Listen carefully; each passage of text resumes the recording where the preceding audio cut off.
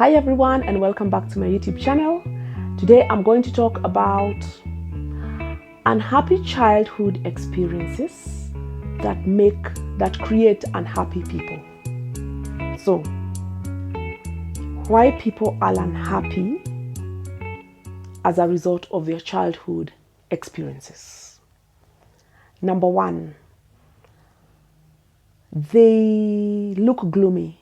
People look gloomy, and it means their childhood was not very good. They are perpetually gloomy.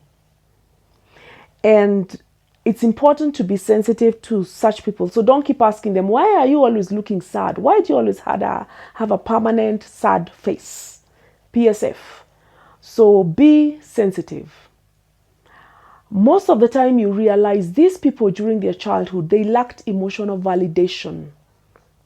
For example, they were told, don't cry, you play too much, you are always laughing at nothing. So they were not validated as children. And that's why it's important to validate your child. If they cry, I am a huge advocate for emotions and feelings are valid. Always validate people's feelings. Even if you need to tell them to stop crying, first validate that they are crying, and that is what they feel. They feel the need to cry. So they lacked emotional validation. Then there were high expectations and constant criticism, where you find an unhappy person because of an unhappy childhood experience. It means when they were young, there were such high standards set. Consequently, criticism was very high, because remember, the higher the standard, the more you need to reach it. So the more there is zero tolerance. So the criticism is very high. Be careful. Don't criticize your kids too much, because it may mess up their adulthood. Then there is also emotional neglect, where children never connected with their parents or with their caretaker. There was no empathy. They were always isolated. There was no connection, no hugs, no I love you, no affirmation. So these people were emotionally neglected. Consequently, when they grow older, they really don't know how to connect. Even socializing is a science, because it doesn't come naturally. Socializing takes emotions, happiness, joy, wanting to reach out. So if you are emotionally neglected, then connecting becomes a problem. And ultimately, you become a very unhappy person. Unhappy people also, when they were young, they were exposed a lot to violence or abuse. So they fear people and they feel insecure. It's either emotional abuse or physical abuse. They may also have witnessed a lot of the same in the environment. At home, there was always insults. There was always fighting. So again, what happens? Because of that exposure to violence, as they grow up with a lot of fear, with a lot of insecurity. Ultimately, they become very unhappy adults. There's also the issue of instability on routines. A child is like a pet. Let me put that in context. I don't know if you've ever had a kitten. I don't know about puppies, but I know about kittens because I love cats. When you get a new kitten in a new home, you have to be very gentle.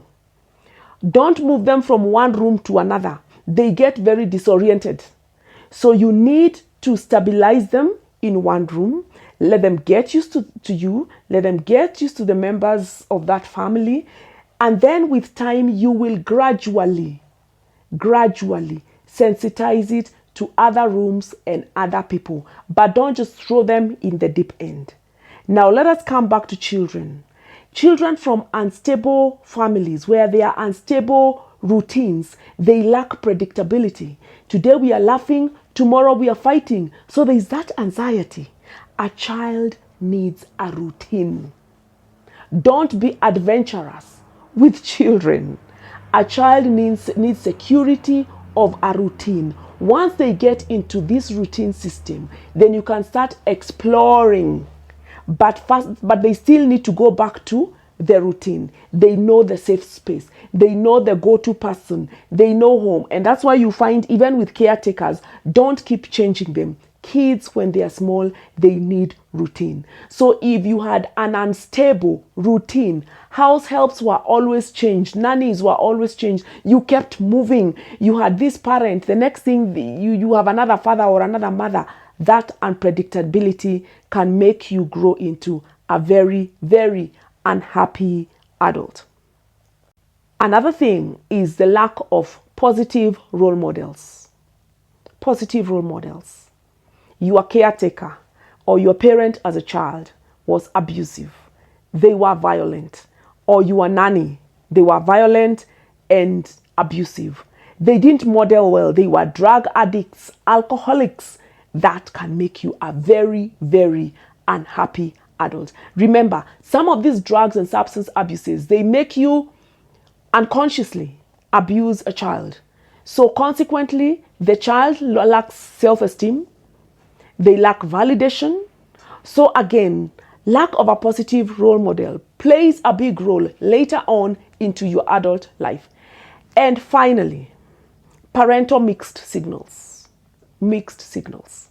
As a parent or as a guardian, be constant. If you're huggy, hug.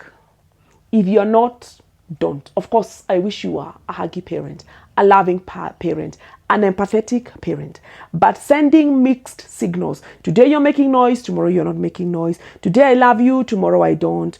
Today I give you a gift because you did well, tomorrow I don't. I mean, a child gets very disoriented.